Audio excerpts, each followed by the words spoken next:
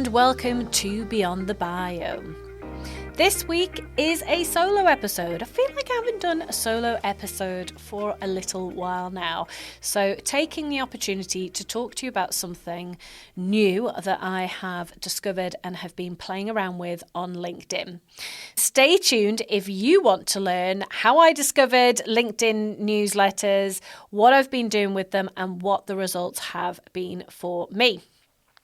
I recently went over to San Diego to attend Social Media Marketing World, and if you're a regular listener of Beyond the Bio, you will know how that happened. What happened was I had Andrew and Pete, who are the founders of Atomicon, on the show, 5 months ago, and I'd been wanting to explore with them how they have grown Atomicon to be what it is and where they get inspired, because it's not like any other conference that I've been to. And I really enjoyed it. I've been a few times now. In fact, I've spoken there for the last couple of years and it's been a brilliant experience. And I've got to observe some of the other sessions while I've been there and have thoroughly enjoyed it. They've built a brilliant community. I'll pop a referral code link to Atomicon in the show notes if you want to check it out for yourself. I do thoroughly recommend attending. It's awesome. Anyway, I had them on the show, was asking them how they'd got inspired, where is that all coming from? And they told me that they get their inspiration from going to other conferences and events. And part of their strategy was to go to different conferences and events around the world. And that is what is expanding their thinking around conferencing, because traditionally in the UK, they can be a bit stuffy, I guess, or certainly follow a similar formula, which is what Atomicon does not do. So they got this idea for Atomicon from going to all these conferences. And I said to them, where should I be going, having never been to a conference outside the UK? And they were like, oh, why don't you come to Social Media Marketing World with us next year? It's in San Diego in March. I was like, yep, okay, I'll book. Literally booked it, and there we go. March 2025 comes around and I'm off to San Diego. And what an experience it was, apart from getting really sick on the first day. That was not fun. But it was a quick bug. I got over it, and the conference started on the Sunday, and it was full on, loads of content, loads of new thinking around different social media channels and email marketing and AI. Really, really enjoyed it. One of many notes that I took was to explore the newsletter feature on LinkedIn. Now, some of you listening may be all over this already. If so, awesome. And some of you may have explored it as a company feature for a company page on LinkedIn. But I wanted to look at it from a personal page, because for me, the personal pages for all of us are always going to do better than our company pages. So we've got to make the most of that, actually, and really go in on the features that are available to us and have a go. So I did learn a little bit about LinkedIn newsletters and got to see some of the analytics behind it from the presenter that was talking to us all about it. And like I say, it made me want to go back and do it. In fact, I was so excited to try out this feature that I was literally at the stopover at Heathrow. So I'd flown from San Diego back to Heathrow, had about 5 hours sitting in Heathrow Airport before being able to get the flight back up to Newcastle, and thought, I'm just going to write a newsletter, as you do. You will find, in fact, I will also put the link to my LinkedIn profile in the show notes. Hopefully we're already connected, but do go and have a little snoop. Go and see what's going on. I think by the point this comes out, I would imagine I will have 4 newsletters, so a few for you to work your way through and have a little look to see what I've been doing. But let me just talk you through them and talk you through the numbers, because let's face it, it's the numbers that are always a bit interesting. As well as setting up this newsletter and writing it, I took some inspiration from another session that I attended at the conference, which was about email marketing. So I was thinking about what kind of subject titles do better and how to hook people in so that they want to open it in the first place. So I'm kind of combining the two of these learnings in one thing. So my first newsletter, which I published from the airport, started off, the subject line has got the eyes emoji, because apparently emojis are quite good to start your newsletters off with, which I know that's going to be a bit cringe for some people, probably a bit cringe for me, but apparently it works. So we're trying these things out, right? I then had the word exclusive in capital letters, because again, that is something that performs well in email newsletter marketing. So exclusive content here, why I'm finally doing this, and a picture of email marketing guy at the conference doing his thing. I set the scene around the fact that I'm doing this because I'm sat in the airport and I've come back from the conference and I'm feeling inspired.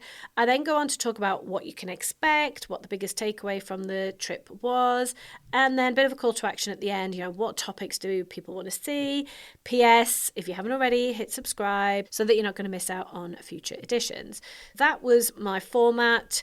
I found it really easy. As someone that is really technically challenged, I found it really easy to set it up. I found it really intuitive to put breaks between the content, to bold certain words. You can use emojis in there to make it a bit more skimmable. So all of that stuff worked really well. The thing that I don't love, although I can see why it is set up in this way, is that when you then go to publish it, LinkedIn makes you do a post about it, and the post will have the link to the newsletter with whatever picture it is, and it looks a bit crappy. So I don't love that, because from a LinkedIn content perspective, it doesn't catch the eye, it looks a bit rubbish, and it is definitely not something that's going to get loads of likes in your main news feed. So my ego takes a bit of a hit when the newsletter comes out, in the sense that those posts aren't doing really well. But I'm prepared to accept that because the further benefits are good. So what happened is I hit publish on that. What I think has happened, and if you are connected to me on LinkedIn, you can give me an update on this, is I think that it appeared in a lot of people's news feeds with the very clear subscribe button, and people started subscribing. I also think that it sends new people that connect with me or follow me an invitation to subscribe to the newsletter. So I think that happens automatically now when someone connects with me. So that is interesting. And then I have a feeling that it sent some people, but not everybody, an invitation to subscribe to the newsletter. This is LinkedIn's way of trying to give me a bit of a boost and a bit of encouragement to stick at it with newsletters and to create the content. What that then meant was I was doing this frantic refreshing at Heathrow Airport to see the numbers go up, because it was so fascinating watching this happen in real time. I got, and in fact, this was the second newsletter edition, was talking about what actually happened, because I got 549 people signed up to the newsletter in the first hour. Now, I think that's a lot. If you have a mailing list for you or for your business, to get 549 sign-ups to your mailing list in an hour, I think is quite hard. I think even if you were speaking at an event and that was your call to action, hey, sign up for my mailing list, how many people would you have to have in the audience for them to actively go and sign up to your mailing list? I reckon it would have to be thousands, like absolute thousands. So really, really interesting that was how many signed up. We're in week 3 now of the newsletter. And at the time of this recording, I've, like I say, published 3 editions, and a little bit sneaky as well, because the first one at the airport was the Friday. I then published another one on the Monday, and then I've published another one this Monday. So 3 in total, but less than the 3 weeks it's been going. And I've got 2,148 subscribers. How cool is that? I think that is a really substantial number. And when someone opts in to subscribe to your newsletter, they are going to receive it in a few different ways. So potentially they might just get it as a notification. Hey, Sophie's published a newsletter. Do you want to click on and read it? They might see it in my news feed because of that crappy post that I have to publish to be able to get the newsletter live. Or they might, and this is where the gold, I think, comes, have opted in to receive the email version of the newsletter as well.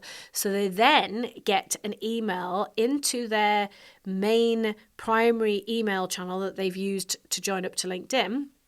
and they will get the newsletter emailed to them, and it gives them the chance to click through as well. So I think that's really valuable and very, very interesting. This is where I think the magic is happening, because a lot of people are getting to see the content. Let's delve in a bit more to these stats, okay? So obviously I only have access to the stats as the author or the publisher or the content creator or whatever it is that we want to call ourselves. So that first one, I don't think did go out as an email because it was the first one. In fact, I know it didn't, because when I click into newsletters, and as always, blooming hard to find these stats because they're not in your analytics dashboard, of course, because that would be too simple, LinkedIn, wouldn't it? So instead, to find these analytics, you go to your home page and then you look for newsletters down the left-hand side. You then click through and you need to click onto each newsletter individually to look at your stats. And then what it will give you along the top is an option to edit the article, view stats, or view the post itself. So I'm going on to view stats, which is the middle option at the top of the bar, and then it's giving me the analytics. An interesting feature as well is it gives me the opportunity on the right hand side to export this data in Excel as well. So that is pretty cool if you're going to geek out on analytics for newsletters. Why not? The data it's given me, as I said, it didn't email out people for this first one, but it's telling me that that first newsletter got 3,679 impressions, decent. It reached 2,432 members. So I wonder what the difference is between that. So let's have a look. It tells us on LinkedIn that the impressions is the number of times that the post was shown on LinkedIn, and the members reached is the number of distinct members and pages that saw the post. So that is interesting. That is decent. That's decent. From that, we had 114 article views. Stat-wise, it doesn't give me any percentages on this. That doesn't feel huge, does it? So that must be, let me think about that. My maths is terrible. 5%, I reckon. About 5% of the members that saw the post, actually read the post, only 5% of them clicked through and read the article. Okay, so not amazing. And as I said, the posts themselves, they're not going to do very well. It got 37 reactions. Wow, bit rubbish. But let's look at edition 2, because by this point, it has been emailed out to people. And this is where things get a little bit more interesting. Edition 2, I have called this one 549 in an hour. Is this what fame feels like? So catchy title. I've got a picture from a recent podcast recording that I did with Dan Kelsall and Lewis Kemp. And I'm talking about what happened and how wild the newsletter was with this 549 subscribers in the first hour. So talking about that. And then I'm doing a little plug for the podcast episode with Dan Kelsall. I've been able to put in a video clip in there. So this is where you can be quite creative. You can add images, you can add videos, you can also add links. So I've actually been able to put in the main body of the email links to the podcast on Apple, Spotify, and YouTube. And I do think this is interesting because I normally advise people not to put links to things like podcasts in the body of their LinkedIn posts, because LinkedIn will penalize you on the reach of those. But this doesn't seem to have happened in the newsletter feature. So again, interesting. I've then done the whole hit subscribe now thing again, just to remind people. So let's look at the stats this time now that we know that it's started to be emailed out to people. So the stats are higher. We have 5,088 impressions, 3,623 members reached. If we break that down to the performance on the article itself, we have 867 article views, and that is significantly higher, isn't it? Because did I say 113 the first time? So huge increase. Now, I think this is due to these email sends, because what it has done is sent the article, the newsletter. It's interchangeable, this word. It's a bit frustrating, actually, because it's a newsletter, but they're calling it an article. It confuses me a little. So they've sent this out to 1,113 people. And this one got a 39% email open rate, which I know is decent. So pretty pleased with that. Let's have a look at the third one that came out this week at the time of recording and see how those numbers have changed again. This time, I've called it How LinkedIn Landed Me a Client thanks to a feature that no longer exists. So I was talking about the fact that cover videos, I really love the cover video, bit gutted, it doesn't exist anymore, but it doesn't, sad. And I was talking about how that once won me a client. And then included a few tips as to how you can stand out on LinkedIn without even using a cover video. Again, broke it down with some skimmable content, breaking it up with emojis, again asking them to subscribe, and also a little plug in my PS for the Moja writing retreat. So there's some cool stuff in there. Right, and let's have a look at the stats this time. Again, the numbers are going up in terms of who's subscribing. So I guess each time that Monday post comes out, even though it's getting like 30 likes, 40 likes, it's still attracting subscribers. So there's still value in using that. So this time we've got 3,877 impressions and it's reached 2,789 members. The views are up again. So we've got 892 views. And this has come from, as I say, posting that post on the Monday, but also we now have a slight increase on the email sends. So this week it sent out 1,161 email sends, which then generated a 43% email open rate. So again, that is pretty decent. I think that's good. I mean, I think people would be happy with that kind of email open rate for their main newsletters. So that is pretty cool. It also, because I have a premium LinkedIn account at the moment, shows me who's viewed my profile since I published the newsletter, which might be interesting for some people if they're wanting to particularly follow up. So interesting.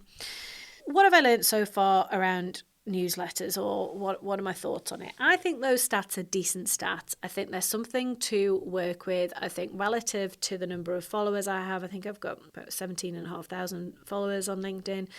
I think that's still a decent chunk of them that are seeing this content. I think it's another way to get visible in front of your audience. In fact, I had a call literally before I started recording this podcast from a headhunter who is keen for me to apply for a non-exec director role, whose comment was, God, I've seen you everywhere lately on LinkedIn. And I thought, interesting, because I'm still only posting a couple of times a week, but I think the newsletter is just another way of getting visible and getting into people's feeds. So really, really valuable from that visibility perspective. The other thing is going back to what I've got in the content this week on the newsletter around landing a client thanks to using the cover video feature from a couple of years back, is it's a feature that is underutilized. Not many people are using it. So again, you're just going to stand out for the right reasons, hopefully, because you're going to write some decent content. It is a good way of standing out again. And the other thing that I really like about it as well is if you go into your profile, then your newsletter is going to come up as one of your featured posts, and it will come up automatically as the most recent one. If you've got other ones, maybe if you haven't got any, it'll just pop up. And I think it looks good. I'm looking at mine now. It looks very punchy. It looks good against my other featured posts, and again, something that stands out. Not everyone has got this. However, what should you be wary of? You're going to have to be wary of the fact that you need to publish this fairly often. And if you say you're going to publish it weekly, that's what you should do, because otherwise you look flaky, you've not committed to something, you're going to be inconsistent. So this is something that is really important. And I think from memory, when I set it up, it gave you lots of different options. So if weekly is too often for you, do it monthly. Do it monthly. That's going to be a lot easier to commit to, and then maybe you build it up and you make it more frequent. But whatever you commit to, you've got to stick to that. And you're going to have to think about what you've got to say. Have you got enough to say? And these newsletters, they do not need to be long. They could be like 2 paragraphs. It doesn't have to be War and Peace. But I think it's getting those ideas down and having enough of them to be able to record this much content and being consistent, trying to get it out on the same day, same time. But that is easier said than done. And I talk about consistency a lot with content. I talk about consistency a lot with podcasting. This applies, okay? So if you're going to do it, commit to it and do it properly. So there we have it, newsletters. I think they're worth exploring, and hopefully a few of you will also. Thank you for listening. If you're serious about growing your profile, take our free profile assessment quiz to see where you're at right now and get hints and tips on how to improve your score. You'll find the link to the quiz in the show notes. If you've enjoyed the episode, it would be mint if you'd subscribe, like, and leave a review. See you next Monday.